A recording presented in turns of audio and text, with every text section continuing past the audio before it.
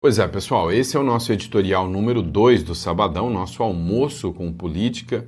Antes de mais nada, desejando a você que Deus te dê uma mesa farta, repleta de bênçãos para você, para toda a sua família. E o clima está quente. Como é sabadão, eu costumo fazer mais um bate-papo mesmo, né? Sem seguir aquela regra normal que a gente está acostumado. É mais um bate-papo, tá? Então eu venho aqui na sua casa para filar boia, para almoçar contigo e conversar um pouquinho sobre política, só te atualizar sobre as doideiras que estão acontecendo no Brasil. Então, sem maiores delongas, inscreva-se no canal, curta, compartilha, blá blá blá. Esse é o melhor canal de política que tem, com maior segurança, e vá para o Uruguai, porque o Brasil é doido, né? Tudo isso que eu enrolava nos vídeos anteriores, já vou pular aqui, já vou direto para vocês com matérias. Vamos aqui, matéria do Metrópolis. O Eduardo Bolsonaro e o Paulo Figueiredo adiam viagem à Europa. Pois é, vocês estão lembrados que o Eduardo Bolsonaro chegou a anunciar abertamente que o mesmo caminho que o Eduardo Bolsonaro fez lá nos Estados Unidos para fazer denúncias a Alexandre de Moraes, ele faria também na Europa. A Carla Zambelli, ela chegou a cogitar fazer isso também. A Carla Zambelli chegou a cogitar também fazer essa mobilização via Europa, tá? Via Europa, mas acabou sendo presa lá na Europa. Então, muita gente falou, a Carla Zambelli estava nos Estados Unidos. E, de repente, ela saiu dos Estados Unidos e foi para a Itália. Por que ela não pediu asilo lá nos Estados Unidos, que ela já sabia que já tinha uma base consolidada para protegê-la? Ou por que ela resolveu ir para a Itália? Ela acreditou, a estratégia da Carla Zambelli foi que, na Itália, ela, como cidadã italiana, teria um respaldo maior, mas acabou sendo presa lá. Agora, o Eduardo Bolsonaro pretende ir e começar um tour, né? Fazer a mesma mobilização que ele fez nos Estados Unidos, lá na Europa. Há quem diga que não é uma boa opção agora, que na Europa, né, o partido Chega, já tem uma mobilização, e o ideal não seria que o Eduardo Bolsonaro fizesse isso, que o Eduardo Bolsonaro precisava continuar articulando nos Estados Unidos. A verdade é que nos Estados Unidos já tem muita gente. Tem o Eduardo Bolsonaro, mas tem o Paulo Figueiredo, mas se necessário for, tem Lacombe, tem Ludmila Lins Grilo, tem um monte de gente que está lá nos Estados Unidos, tem Constantino, tem Ana Paula, tem um monte de gente, né, que poderia fazer essa articulação. E até porque os dois poderiam até se dividir. O Eduardo Bolsonaro vai e o outro fica, ou sei lá. Mas o fato é que hoje o PT já encara isso com uma certa preocupação. Já tem uma certa preocupação.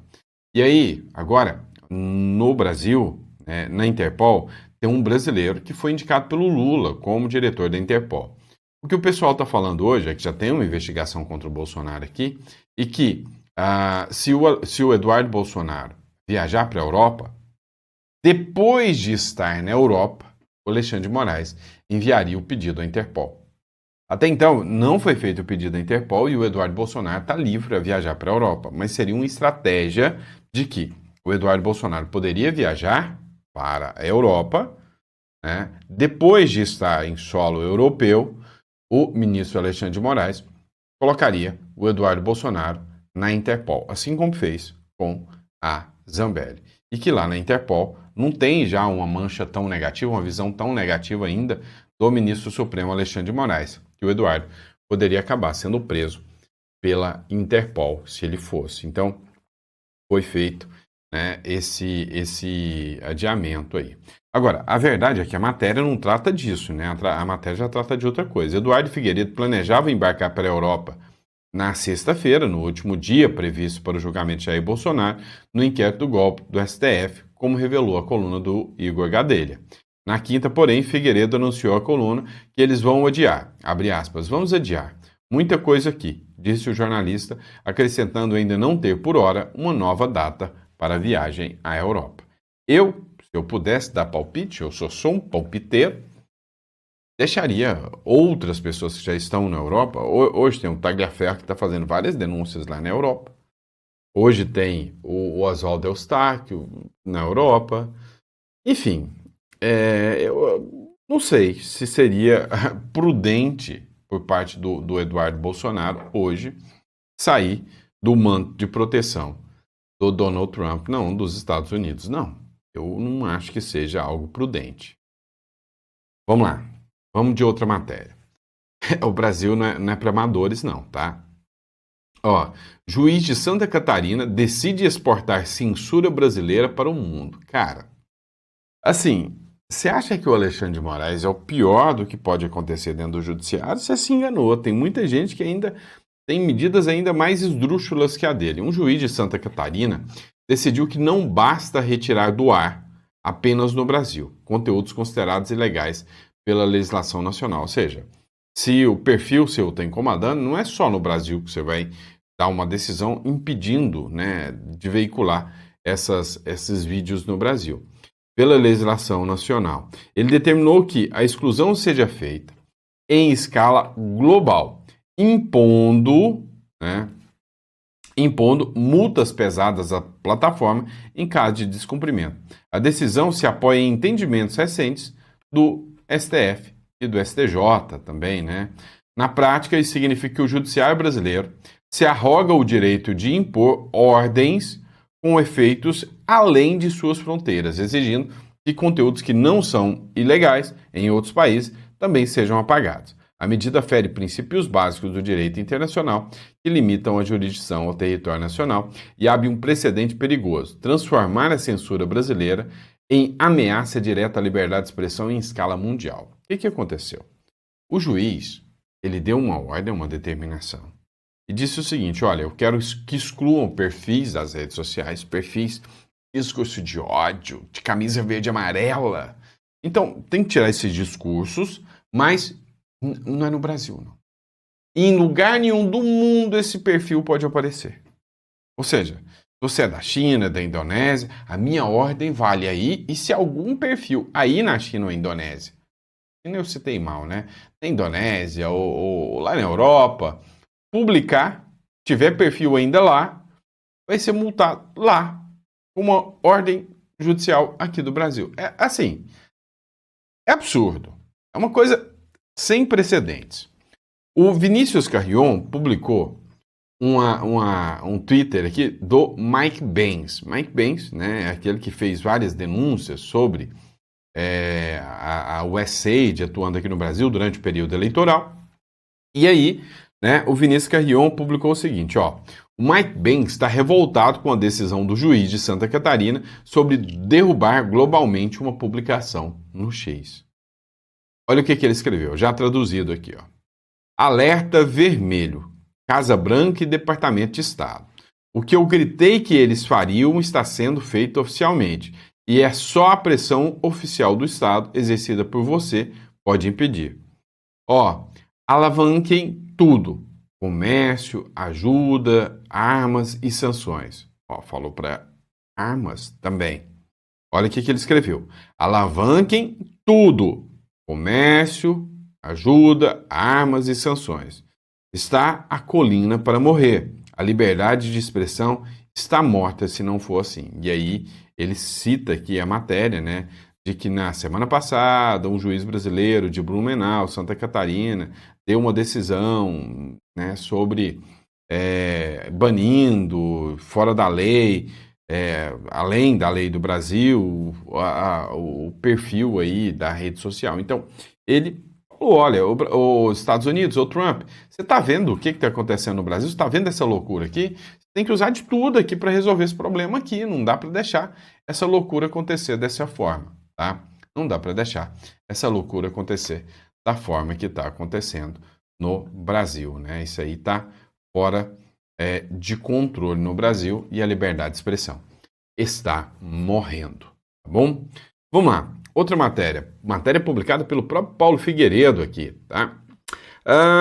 Governo Trump acompanha nova denúncia contra Alexandre de Moraes. Nós estamos cientes. O que aconteceu? Teve a denúncia do Tagliaferro. O Tagliaferro mandou tudo que ele tinha para o governo norte-americano.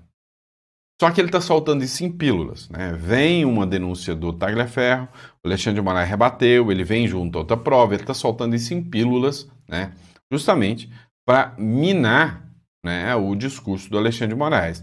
Diferente do que o pessoal do Twitter veio e soltou tudo de uma vez, e aquele assunto já caiu no esquecimento, o Tagliaferro está vindo soltando um por um, pílula por pílula, né? E o Trump já está sabendo. Tanto é que o Flávio Bolsonaro, que era presidente da comissão, que estava atuando como presidente da comissão, que ouviu o Tagliaferro, pediu que todas as notas taquigráficas, toda a estruturação daquele processo, daquela audiência pública, fosse enviada para o governo norte-americano. Eu disse para vocês que isso foi um risco enorme por parte do Flávio Bolsonaro, que não sei como o PT não quis pedir a prisão ou a inclusão do inquérito do Flávio Bolsonaro. Não fez isso. Mas dá uma olhada. O governo Trump acompanha a nova denúncia contra Moraes. O governo Trump dos Estados Unidos confirmou que está ciente de uma nova denúncia apresentada contra o ministro do STF, Alexandre de Moraes. A afirmação surge em meio à crescente tensão diplomática envolvendo as sanções e críticas ao judiciário brasileiro. Então, ele não mencionou aqui o Paulo Figueiredo, mas a nova denúncia é relacionada, sim, ao Eduardo Tagliaferro. Eduardo Tagliaferro, que é esse sujeito aqui, tá? Que hoje encontra-se na Itália, sim, está foragido na Itália, porque sabe, ele fez denúncias contra o ministro Alexandre de Moraes, era assessor do ministro Alexandre de Moraes no TSE, e aí ele disse que tem provas cabais e robustas da fraude processual aplicada pelo ministro do Supremo Alexandre de Moraes. E aí ele fez a publicação do seu perfil oficial e escreveu o seguinte: mais uma vez, Alexandre de Moraes está agindo contra a justiça. Agora, fazendo a fraude em cima da fraude. Mas, como sempre, vou provar contra provas materiais. Não existem argumentos. Escuta só esse trecho aqui. Pessoal, bom dia, tudo bom? Estou vindo aqui para esclarecer alguns pontos para vocês, né, referente à própria manifestação de Alexandre de Moraes, né, através do seu gabinete ao Metrópolis, onde ele fala que todos os procedimentos foram legais, que não houve fraude, que não houve nada, que o relatório foi colocado no dia lá que ele falou, não salvo engano, 29, alguma coisa, dia 29, porque ele se baseou justamente no que eu falei, dos metadados, ele não pensa, ele age, né? E na verdade, o relatório está assinado dia 22, o relatório foi colocado antes, sim, sabe? Existem outros materiais que justificam a data do relatório ser manipulado, que eu vou mostrar, vou falar, aliás, o Senado já sabe, entendeu? Principalmente com relação a conteúdo, a forma que chegou o material totalmente fraudulenta. Lembrando que a gente conhece bem Moraes e quando é de interesse dele, ele é rápido, ele é ágil. Olha como, por exemplo, aí o meu próprio processo, ele é super rápido, super ágil. Então, por que até agora, isso foi falado na terça, hoje a gente já está na quinta. Por que até agora ele não apresentou isso em público? Por quê? Da mesma forma que no dia 23 de agosto, dia 2022, houve a operação e ele só tornou público na outra semana. Por que essas duas grandes coincidências, né? Eu sei o que acontece. É que justamente ele está tentando cometer mais uma fraude em cima de outra fraude que ele já fez. Entendeu? É simples. Ele já tinha que ter apresentado isso no outro dia, imediatamente. Não tinha que esperar, não. Por quê? Para não dar nem margem para uma desconfiança de uma outra fraude. Mas infelizmente a fraude existiu, lesou pessoas honestas, pessoas íntegras, dentro dos interesses dele, e agora a gente tem que mostrar para ele que não é assim que é um judiciário, que o judiciário é um órgão correto, é uma instituição correta, quem não é correto é ele, entendeu? Então vamos ver aí quais são as próximas manifestações dele. É óbvio que eu também vou trazer mais fatos em cima desse material, coisas que eu não entreguei tudo para ele, justamente porque eu sei como ele age e eu sei que ele ia tentar derrubar. Mas, Moraes, não tem o que você fazer, você vai ter que pagar pelos seus erros. Cara, assim, tem que ter coragem demais para fazer o que esse Tagliaferro está fazendo. Tem que ter coragem demais. Ele simplesmente poderia ter, depois do vazamento, ido lá e falar: não, Moraes, eu vou desmentir tudo, eu vou falar que isso tudo é mentira, eu vou estar do seu lado, foi porque pegaram meus documentos, eu vou estar aqui com você. Ele poderia ter feito isso. Agora não, ele fugiu, está fazendo denúncia. É um ato de coragem. Aí você pode não gostar, mas o Tagliaferri, ele ficava fazendo isso lá dentro do gabinete, ele não é uma figura tão boazinha assim. Cara, mas é muita coragem. Olha, há quem diga que esse tipo de pressão que está sendo feita agora por pessoas não ligadas ao bolsonarismo, porque o Tagliaferri não é uma pessoa ligada ao bolsonarismo, está fazendo que o ministro Alexandre de Moraes já comece a entrar em um certo, sabe, uma espécie de limbo onde ele está caindo na própria impulsividade dele. Ele vai e age, ele é uma pessoa que tá meio descontrolada dentro do STF. Já tem matéria da Mônica Bergamo falando isso, e que essa vinda agora do Tagliaferri com esses documentos, com essas provas, assumem ainda mais, né, esse problema do ministro Alexandre de Moraes. Mas um problema para ele, é um problema a mais para o Alexandre de Moraes. Tá? Vamos lá, vamos dar continuidade aqui nas matérias. Matéria publicada aqui. O secretário Marco Rubio. Os Estados Unidos estão comprometidos em combater a influência corrupta da China na América Central. O que eu tinha falado para vocês, né? E o intuito principal do combate aos cartéis de droga, ao narcotráfico aqui, é combater a influência da China. Eu já tinha falado isso aqui para vocês. Os governos de esquerda, a regra é simples. Não é difícil de entender a estratégia do Donald Trump. Hoje, o crime organizado e o narcotráfico fomenta e tem um diálogo cabuloso com governos de esquerda na América Latina. Eles mantêm toda uma estrutura bilionária que fomenta com muita grana a manutenção da esquerda na América Latina toda.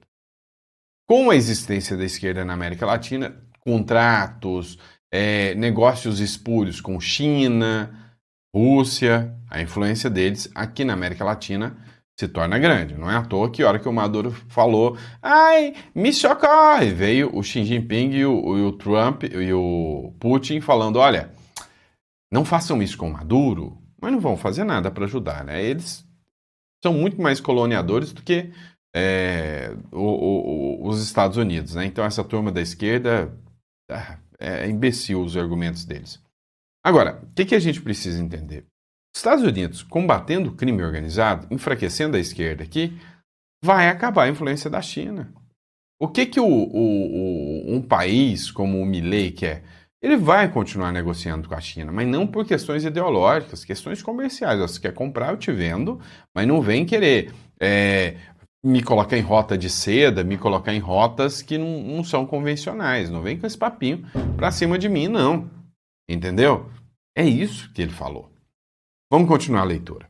Hoje, o Departamento de Estado anuncia uma nova política de restrição de vistos que restringirá a concessão de vistos americanos para cidadãos centro-americanos e seus familiares próximos que estejam agindo intencionalmente em nome do Partido Comunista Chinês e ameaçando a estabilidade da nossa região.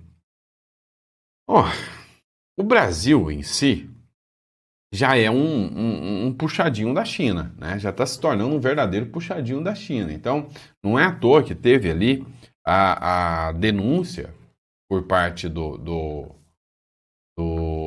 Donald Trump, a denúncia não, a atuação por parte do Donald Trump, fazendo que até a delegação brasileira que vai à ONU possa ser sancionada e, com base nisso, não tenha os vistos para participar da reunião da ONU que vai acontecer. Não é à toa que um monte de gente do governo brasileiro está sancionando. Não é à toa que tem um monte de influenciadorzinho aí, né? Muito influenciadorzinho, muito artistazinho, Anitta, Felipe Neto, apagando todos os posts contra os Estados Unidos, a favor do Lula, para falar, eu tô fora, eu quero ir para os Estados Unidos curtir o Mickey. Entendeu? Tem um monte.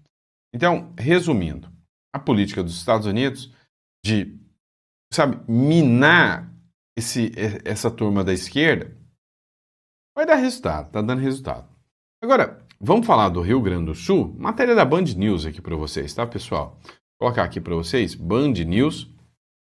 O governador do Rio Grande do Sul, Eduardo Leite, do PSD e os ministros da Agricultura e Pecuária, Carlos Fávaro, e do Desenvolvimento Agrário, Paulo Teixeira, foram vaiados nesta sexta-feira durante a abertura oficial da Feira Agropecuária Expo Inter 2025. Produtores rurais protestaram contra a ajuda financeira anunciada para cobrir os prejuízos.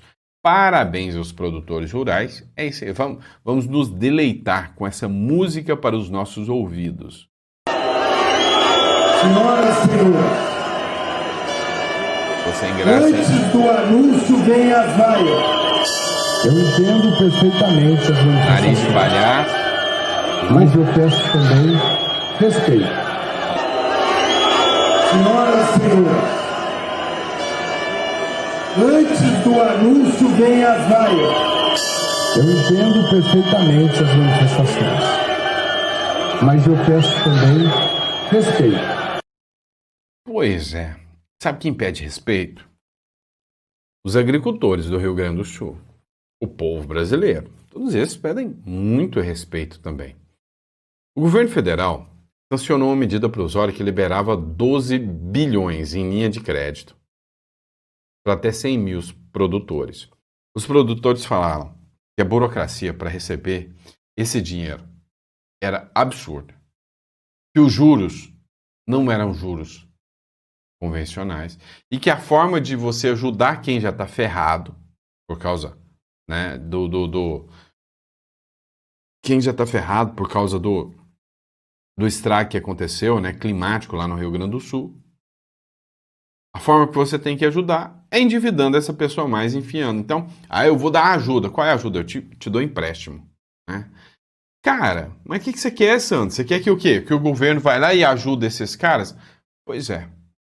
Nesse caso, são os produtores, os caras que produzem, os caras que mais pagam impostos. E os impostos, nesse caso, são pagos para isso, tá? Para dar condições para que essas pessoas possam continuar produzindo. Senão, a República das Bananas aqui vai entrar em colapso. Então, sim, defendo sim, abertamente, que o governo fosse mais sério, né, em relação a dar ajuda ao produtor rural. Vamos lá, pessoal, dá uma olhada aqui, ó. Putin ameaça atacar tropas ocidentais na Ucrânia. Eu tô falando, o negócio tá escalando, todo mundo tá de boa, mas mais cedo ou mais tarde vai ter uma zica, tá? O presidente Vladimir Putin alertou nesta sexta-feira que o exército da Rússia vai considerar qualquer força ocidental mobilizada na Ucrânia como um alvo legítimo pelo exército russo, um dia após a promessa de aliados de Kiev de enviar tropas para garantir um acordo de paz seja alcançado com Moscou. O presidente ucraniano, Vladimir Zelensky, afirmou que milhares de soldados ocidentais poderiam ser mobilizados. Definitivamente não serão poucos, e sim milhares, declarou durante uma entrevista coletiva com o presidente do Conselho Europeu, Antônio Costa, no oeste da Ucrânia. Um grupo de 26 países, liderado pela França e pelo Reino Unido, prometeu na quinta-feira aderir a uma força de segurança por terra, mar e ar para monitorar o cumprimento de qualquer acordo que encerre o conflito entre Rússia e Ucrânia, iniciado com a ofensiva russa em fevereiro. Tá, o que aconteceu aqui? Vieram os países europeus e disseram o seguinte: não, a gente precisa de um acordo de cessar-fogo. Nós vamos mandar tropas, vamos mandar um monte de gente para poder fechar esse acordo aqui. O Putin falou o seguinte: mas peraí, não faz sentido. Vocês querem fechar um acordo e para fechar um acordo vocês estão mandando um monte de soldado para lá para me pressionar a fechar um acordo? Não, eu vou balear todo mundo que eu ver lá. Eles não vão me pressionar para acordo, não. Eu vou mandar bala em qualquer soldado que tiver lá. E aí que você acha que se o Putin mandar bala em soldados europeus que estão lá, isso vai terminar bem? Não vai. Você sabe que não vai. Então, assim, não é à toa que a França ontem, né, eu fiz um vídeo ontem polêmico, né, não é à toa que a França está literalmente, né, numa escalada aí. Diz que provavelmente já nos próximos meses eles vão receber mais de 50 mil soldados feridos para os hospitais se prepararem. Tem alguma coisa de errado, né, nessa história. Vamos lá. Agência Brasileira de Inteligência, meu amigo, a ABIN do Lula, agora já é a ABIN do Lula, tá? Porque já não dá mais para falar que isso aqui é imparcial. A ABIN do Lula cria centro de inteligência para monitorar os protestos do 7 de setembro. É isso aí. Quantos protestos da esquerda já foram monitorados, hein? Só me explica, quantos protestos da esquerda foram monitorados pelo governo? Não vou monitorar todos os protestos daqui, porque qualquer coisa não aprende mais um monte ali fingindo que é golpe de Estado, né? A Agência Brasileira de Inteligência, sob o comando do governo Lula, criou um centro de inteligência em Brasília para monitorar as manifestações previstas para o feriado de 7 de setembro de 2025. A medida, anunciada em um contexto de crescente polarização e expectativa de protestos intensos, levanta preocupações sobre a liberdade de expressão, já que o monitoramento pode ser interpretado como uma tentativa de intimidar movimentos opositores. A operação, que envolve a parceria com o Sistema Brasileiro de Inteligência, a SISBIN, e a Secretaria de Segurança Pública do Distrito Federal, parece reforçar um controle de estatal que críticos associam a práticas autoritárias. Você pode esperar disso, né? Se nós temos um judiciário que diz que tem orgulho das práticas chinesas aplicadas. Você pode esperar a partir disso se vocês têm um judiciário, um governo que diz que vai regular a internet, você goste ou não goste, eu vou regular você. É autoritário, nós estamos diante de um governo amplamente e altamente autoritário, vocês sabem disso. Vamos lá, outra matéria, é da esquerda, né? Macron usou ONGs e agências para censurar, afirmam Twitter Files Brasil. Brasil não, França, né? França. Os documentos divulgados pelo Twitter Files, foi aqui no Brasil também do Moraes, mostram que o presidente da França, Emmanuel Macron, que é do Partido Renascimento de Centro, teria criado um sistema de censura indireta em 2020 para pressionar a rede social X, ex-Twitter, a moderar conteúdos considerados ofensivos pelo governo. Segundo os jornalistas Pascal Cerotti e Tomás Fazi, a operação envolvia processos judiciais movidos por ONG, organizações governamentais, com financiamento estatal e agências do governo contra as plataformas. As ações acusavam o Twitter de não combater o discurso de ódio, sempre o mesmo, né? O discurso de ódio, visando a reproduzir a pressão midiática e política para bloquear perfis e postagens. Bem no estilo brasileiro, né? A censura travestida de democracia está rodando o mundo inteiro, pessoal. Não é só no Brasil que essa censura travestida de democracia existe, não, tá? A União Europeia, inclusive, ela tirou do ar o site do Michael Schellenberg, que foi o cara que fez as denúncias do Twitter Files. Então, assim, eu venho e faço denúncias, eles rebatem dizendo que não fazem censura, censurando o jornalista que fez a denúncia. É o típico suco de esquerda. Eu não vou falar nem suco de Brasil, né? E por falar em esquerda, vamos falar desse sujeito aqui. Doente, Reinaldo Azevedo, se despede da Band News e faz apelo: torçam por mim. O jornalista Reinaldo Azevedo surpreendeu os ouvintes da Band News nesta quinta-feira ao declarar logo no início do programa, o É da Coisa, que precisaria se afastar temporariamente para cuidar da sua saúde.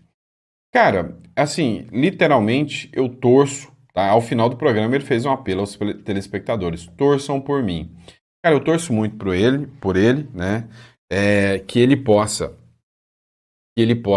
se recuperar logo, que ele possa continuar falando as merdas que ele fala no jornal dele, no canal dele, porque a democracia e a liberdade de expressão é isso. O que me dói é que gente como ele, persegue quem fala o que é diferente das merdas que ele fala. Isso é a parte ruim. Mas eu torço para que ele possa voltar logo para falar as porcarias que ele fala, as coisas mais estúpidas o possível que ele fala. Mas que ele possa voltar com saúde e que possa falar essas babaquices que ele fala. É simples assim. Porque democracia é isso. Eu posso não concordar com o que você fala, mas eu vou ter que lutar até o final para que você possa ter o direito de falar. Diferente do que vocês fazem. Se vocês tiverem o direito de me calar, ou se vocês tivessem a chance de me calar, vocês fariam isso imediatamente. É o que vocês tentaram fazer com Constantino, vocês fizeram com Lacombe, vocês fizeram com Alexandre Garcia, vocês fizeram com um monte. O que tem de gente que fala, hoje mais pela internet, porque os grandes jornais fecham as portas para gente como Constantino, para gente como Lacombe, para gente como Garcia, fecham as portas para eles. Todo mundo foi embora do Brasil. Todo mundo foi embora do Brasil. Quem se comunica hoje está em uma atividade de risco. E aí, esses podem falar as asneiras que quiserem e continuam perseguindo quem fala diferente deles. Mas nós vamos mostrar que nós somos diferentes. Que você se recupere logo de saúde, que possa continuar, né, inundando a cabeça desses petistas, que já não está muito bem da cabeça mesmo, com essas besteiras que vocês falam. Tá bom? E é isso, pessoal. Muito obrigado pela força e credibilidade que vocês dão ao nosso canal. Que Deus dê uma mesa farta, repleta de bênçãos para vocês, para toda a sua família. Um grande abraço a todos vocês. Abraço.